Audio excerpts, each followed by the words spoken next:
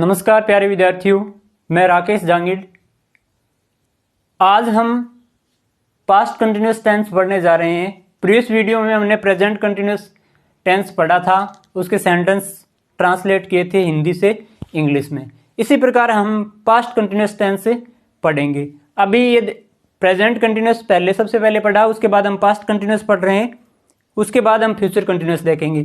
तो तीनों का कंपैरिजन करके हम पढ़ेंगे, क्योंकि तीनों में मोस्टली जो चीजें हैं वो क्या है, समान है, एक जैसी है। तो उनको समझते हुए हम तीनों को कंपैरिजन करते हुए पढ़ेंगे। प्रेजेंट कंटिन्यूअस टेंस हमने पढ़ लिया है और इस वीडियो में हम पास्ट कंटिन्यूअस टेंस पढ़ने जा रहे हैं। पास्ट कंटिन्यूअस टेंस के हिंदी वाक्यों की क्या पहचान होगी, इसके लिए आप क्या देखेंगे कि उस वाक्य की क्रियाओं के अंत में क्या मिलेगा आपको, रहा था, रही थी, रहे थे आदि शब्द मिलेंगे। ठीक है, अगर ये शब्द किसी वाक्य के अंत में मिले, इसका मतलब वो कौन सा टेंस है, पास्ट कंटिन्यूअस टेंस है। तो इसको जरा थोड़ा समझें कीवर्ड से। हमने उधर भी ऐसे ही सीखा था प्रेजेंट कंटिन्यूअस में, और इसमें भी ऐसे ही सीखेंगे। तो पास्ट की पहचान क्या हो गई, था से यहां क्या मतलब हो गया, था, थी, थे। ठीक है, तो ये वर्ड आ जाए तो आपको कीवर्ड के रूप में क्या याद रखना है, था। तो था किसकी पहचान हो गई, पास्ट की पहचान हो गई। अब कंटिन्यूअस की पहचान क्या होगी, रहा। कंटिन्यूअस की पहचान क्या होगी, रहा। तो रहा देखते ही आप डिसाइड करोगे कि टेंस कौन सा है, कंटिन्यूअस है। और था, थी, थे देख के क्या डिसाइड करोगे कि टेंस कौन सा है, पास्ट का है। तो इस प्रकार ये कौन सा टेंस बन जाएगा, पास्ट कंटिन्यूअस टेंस। तो एक हिंदी वाक्य को पहचानने का तरीका यही रहेगा, अगर आप स्टार्टिंग से टेंस से सीख रहे हैं। ठीक है, बाद में अपने आप ये आपको समझ में आने लगेगा, ये सारा कुछ करना नहीं पड़ेगा कि कौन सा टेंस है। ठीक है, लेकिन आप स्टार्टिंग में सीख रहे हो तो आपको ऐसे ही करना पड़ेगा। अब देखिए इस टेंसेस के रूल क्या है, वो एक बार हम देख लेते हैं। ही, सी, इट तथा एकवचन कर्ता के साथ हेल्पिंग वर्ब क्या लगेगी, वोज लगेगी। अगर हमारा सब्जेक्ट सिंगुलर है, एक वचन करता है, ठीक है, तो उसके साथ हेल्पिंग वर्ब क्या लगेगी, वोज लगेगी। ठीक है, किसी भी व्यक्ति का नाम वो भी क्या है, सिंगुलर की श्रेणी में आएगा, ये ध्यान रखें। उसके बाद वी, यू, दे तथा बहुवचन कर्ता के साथ हेल्पिंग वर्ब क्या लगाएंगे, वर लगाएंगे। ठीक है, अगर हमारा सब्जेक्ट प्लूरल है तो उसके साथ हेल्पिंग वर्ब क्या लगानी है, वर लगानी है। ठीक है, इस बात का ध्यान रखेंगे। अब मैंने एक लाइन अलग से लिखी है कि आई के साथ हेल्पिंग वर्ब वोज लगेगी। इसका कारण क्या है, जरा समझने का प्रयास करें। आई के साथ ज्यादातर प्लूरल हेल्पिंग वर्ब लग रही है। ठीक है, जैसे आई के साथ एम लगा था वो तो अलग है, एम सिर्फ आई के साथ ही लगेगा। ठीक है, इसके अलावा जो ऑक्सिलरी वर्ब है, जो भी हेल्पिंग वर्ब्स है, वो आई के साथ प्लूरल फॉर्म में लग रही है। लेकिन यहां इस टेंस में क्या लगेगी, सिंगुलर लगेगी। इस बात को आप ध्यान में रखें। मेन वर्ब की प्रेजेंट पार्टिसिपल फॉर्म अर्थात वर्ब की फर्स्ट फॉर्म प्लस आईएनजी आएगी। इसको जरा समझें। यहां प्रेजेंट पार्टिसिपल उस फॉर्म का रूप है। ठीक है, वर्ब की फॉर्म का रूप है, और वो बनता कैसे है, वर्ब की फर्स्ट फॉर्म प्लस आईएनजी से। और इसको किस नाम से आप जानते हो, वर्ब की चौथी फॉर्म से। आप नाम चाहे इसका कुछ भी ले लो, आपको ये समझना है कि वर्ब की फर्स्ट फॉर्म के साथ आईएनजी आपको लगाना है। ठीक है, तो ये तो हो गए इसके रूल की बात। अब जरा इनको समझने का प्रयास करते हैं। सबसे पहले तो ये देखते हैं कि कंटिन्यूअस टेंस हमने पहचान कर ली, तो आप ये ध्यान देंगे कि कंटिन्यूअस टेंस कैसे बनेगा। ठीक है, आपसे कोई पूछे कंटिन्यूअस टेंस कैसे बनेगा, तो आपका उत्तर आना चाहिए बी प्लस वर्ब की फोर्थ फॉर्म। यहां बी प्लस वर्ब की फोर्थ फॉर्म का मतलब क्या हो गया कि बी का कोई रूप आएगा, बी की कोई फॉर्म आएगी, उसके बाद आपको वर्ब की आईएनजी फॉर्म में लिखनी है।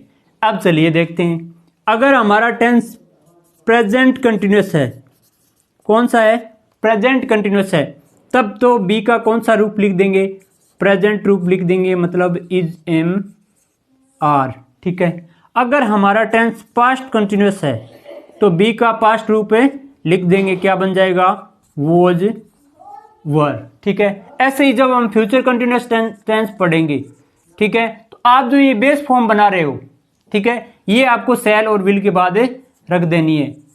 मतलब फ्यूचर है तो शैल विल तो उससे उस सेंटेंस में आएगा, ठीक है। कंटिन्यूस है तो उसके आगे बी प्लस वर्ब की फोर्थ फॉर्म में और लिख दो, बी प्लस वर्ब की फोर्थ फॉर्म। ये हम फ्यूचर कंटिन्यूस में पढ़ेंगे। इन तीनों का यहाँ समझाने का मतलब ये है कि आपको इसका कॉन्सेप्ट समझ में आए कि कंटिन्यूस टेंस का कंस्ट्रक्शन कैसे है, ठीक है।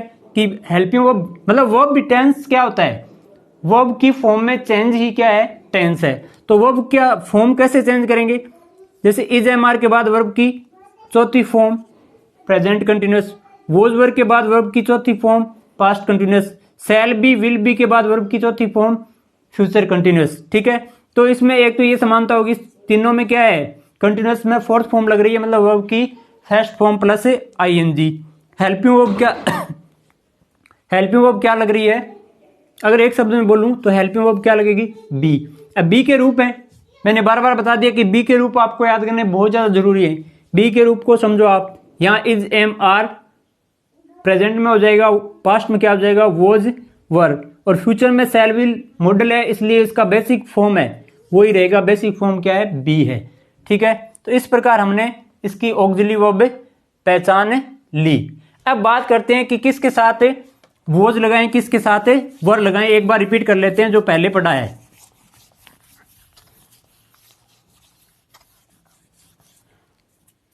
हमने प्रीवियस वीडियो में क्या पढ़ा था कि हमारे पास जो भी ऑक्सिलरी वर्ब है, ठीक है, उन ऑक्सिलरी वर्ब में आपने प्रेजेंट वाली में मोस्टली आपने गौर किया होगा कि कुछ वर्ब्स के लास्ट में एस है और कुछ के लास्ट में कोई वाउल आया है, ठीक है।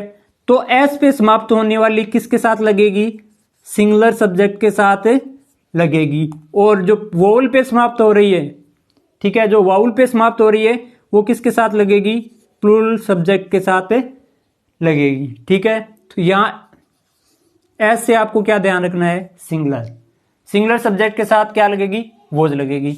आई को आपको आई के साथ वोज लगेगी, ये आपको ध्यान देना है, क्योंकि आई के साथ मोस्टली क्या लगता है, प्लूरल फॉर्म की जो ऑक्सिलरी वर्ब है वो लगती हैं, ठीक है। ये तो बात हो गई कि हम एक हिंदी वाक्य को कैसे पहचाने। उस हिंदी वाक्य को पहचानने के बाद अगर हम सेंटेंस बना रहे हैं तो हेल्पिंग वर्ब क्या लगाएं और मेन वर्ब क्या लगाएं, ये हमने पढ़ लिया और मैंने यहाँ लिख भी रखा है। आप इनको एक नोटबुक में राइट डाउन कर सकते हो ताकि दोबारा रिवीजन करें तो समझने में आसान हो, ठीक है। अब हम वर्ब की फॉर्म भी जान ली कि आ रही है तो कंटिन्यूअस टेंस है और उसमें वर्ब की आईएनजी फॉर्म में आएगी। अब हम पढ़ते हैं अफर्मेटिव सेंटेंसेस। दो टेंसेस को छोड़ के, सिंपल प्रेजेंट और सिंपल पास्ट, जब पढ़ लोगे तो पता चल जाएगा। इन दो टेंसेस को छोड़ के सभी जो टेंसेस हैं उनमें जो अफर्मेटिव वाक्य की स्ट्रक्चर है, ठीक है, सेंटेंस स्ट्रक्चर है वो ऐसे रहेगी। सबसे पहले आप सब्जेक्ट लिखेंगे, उसके बाद हेल्पिंग वर्ब लिखेंगे, उसके बाद मेन वर्ब, उसके बाद ऑब्जेक्ट लिखेंगे, उसके बाद आरपी मतलब रिमेनिंग पार्ट्स, समय स्थान सूचक शब्द आप लिखेंगे। अब पर्टिकुलर इस टेंस की मैंने एक स्ट्रक्चर लिखी है कि आप सबसे पहले क्या लिखेंगे, सब्जेक्ट लिखेंगे। सब्जेक्ट के बाद हमारे पास दो हेल्पिंग वर्ब है, वोज और वर, अकॉर्डिंग टू सब्जेक्ट। अगर हमारा सब्जेक्ट सिंगुलर है मतलब एक वचन करता है तब तो आप वोज लगाएंगे। अगर हमारा सब्जेक्ट प्लूरल है मतलब बहुवचन करता है, ठीक है, और प्रोनाउन के लिए मैंने स्टार्टिंग के वीडियो में बता दिया था कि किसके साथ कौन सी ऑक्सिलरी वर्ब लगेगी, ठीक है, तो वो लगाएंगे। उसके बाद मेन वर्ब की आईएनजी फॉर्म, फर्स्ट फॉर्म के बाद आईएनजी लगा देंगे, ठीक है, प्रेजेंट पार्टिसिपल फॉर्म में बन जाएगी। उसके बाद आपको क्या लिखना है, ऑब्जेक्ट लिखना है। उसके बाद जो बचा हुआ भाग है समय स्थान सूचक शब्द है वो आप लिखेंगे। तो चलिए इस स्ट्रक्चर पर जैसे हमने प्रेजेंट कंटिन्यूअस में वाक्य बनाए थे वैसे ही इसमें बनाने का प्रयास करते हैं। सबसे पहले अगर आपको अभी तक टेंस समझ भी नहीं आए तो आप इसी रूल को फॉलो करें। हमने एक वाक्य को पढ़ा, पढ़ने के बाद लास्ट में क्या आया, थी मतलब था से आपको ध्यान रखना है कि इसका नाम क्या देंगे, पास्ट, ठीक है। फिर रही है तो किसकी पहचान है, कंटिन्यूअस की। रही किसकी पहचान है, कंटिन्यूअस टेंस की, ठीक है। तो हमारा टेंस कौन सा बन गया, पास्ट कंटिन्यूअस टेंस। अब आपको वही ध्यान रखना है कंटिन्यूअस टेंस कैसे बनता है, बी प्लस वर्ब की फोर्थ फॉर्म मतलब ING form, present participle form. यहां हम देखेंगे कि पास्ट लिखा है तो बी का पास्ट रूप बना दो। बी का पास्ट रूप क्या होगा? Was were. ठीक है, तो हेल्पिंग वर्ब ऐसे आपको स्टार्टिंग में अगर टेंस सीख रहे हो तो आप एक बार ऐसे सीखोगे तो बाद में हमेशा के लिए याद रहेगा, कोई सोचने की जरूरत नहीं पड़ेगी। ठीक है, चलिए देखते हैं आगे कैसे किया था। सबसे पहले हम वर्ब को पहचानेंगे। इस शब्द से हमें पता चल रहा है कि क्या कोई काम हो रहा है। ठीक है, ये शब्द हमें बता रहा है कि ये कोई काम हो रहा है। तो बुन रही थी, ये क्या हो गई? वर्ब, क्रिया। अब बुनने का काम कौन कर रही थी? सब्जेक्ट और ऑब्जेक्ट ढूंढने के लिए मैंने शब्द बताए थे। ठीक है, तो हु का उत्तर क्या होता है? सब्जेक्ट होता है। तो कौन बुन रही थी? हमारा उत्तर आएगा राधा। ये क्या हो गया? सब्जेक्ट हो गया। अब व्हाट और हुम का जो उत्तर आएगा, मतलब क्या और किसको का जो उत्तर आएगा, वो क्या होगा? ऑब्जेक्ट होगा।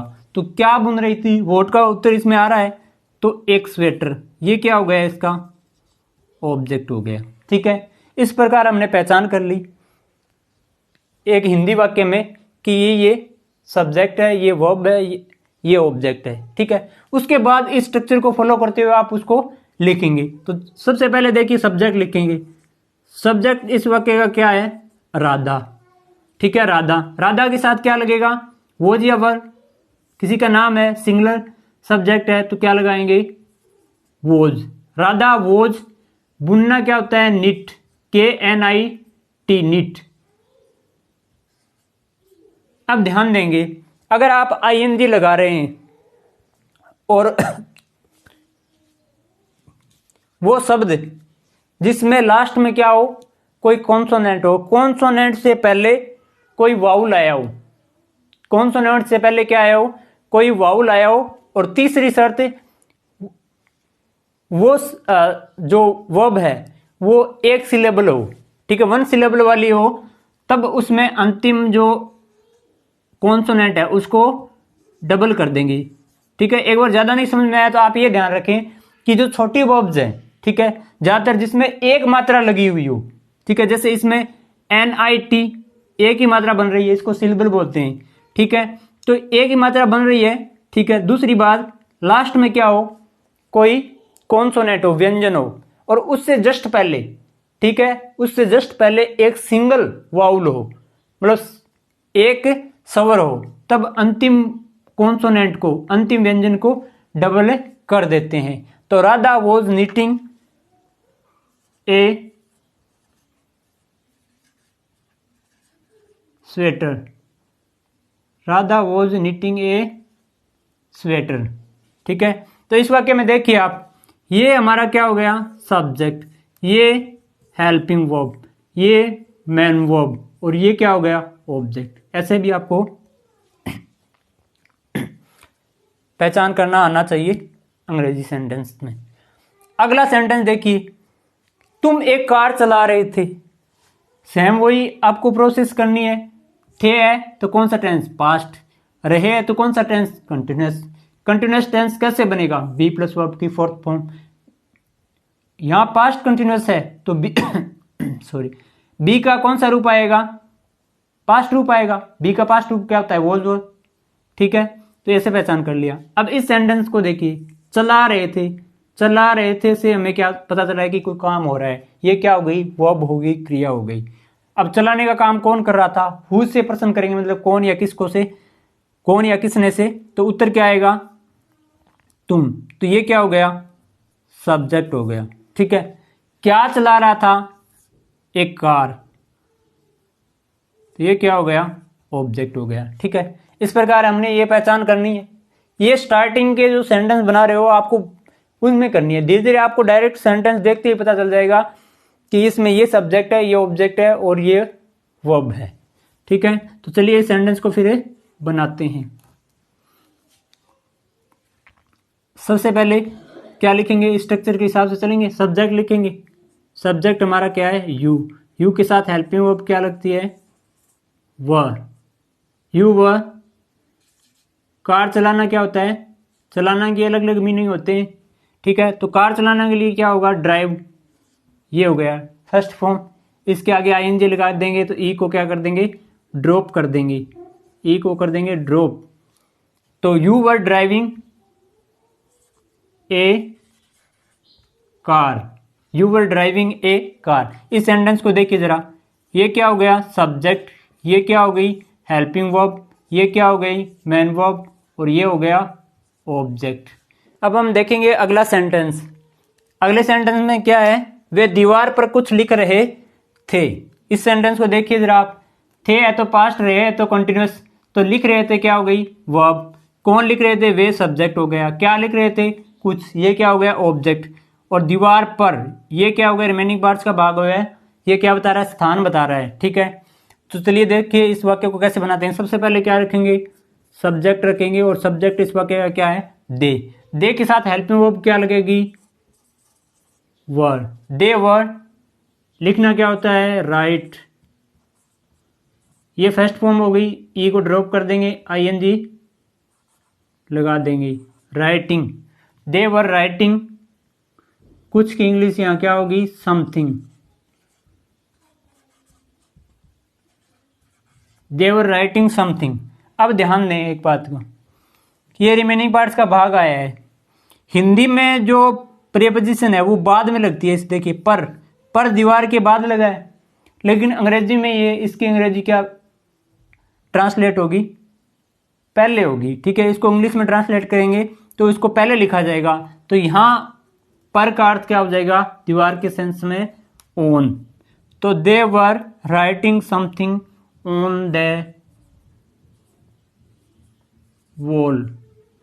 ठीक है, तो ये हमारा क्या हो गया सब्जेक्ट हो गया, ये हो गई हेल्पिंग वर्ब, ये हो गई मेन वर्ब, और ये क्या हो गया ऑब्जेक्ट, और ये रिमेनिंग पार्ट्स का भाग हो गया।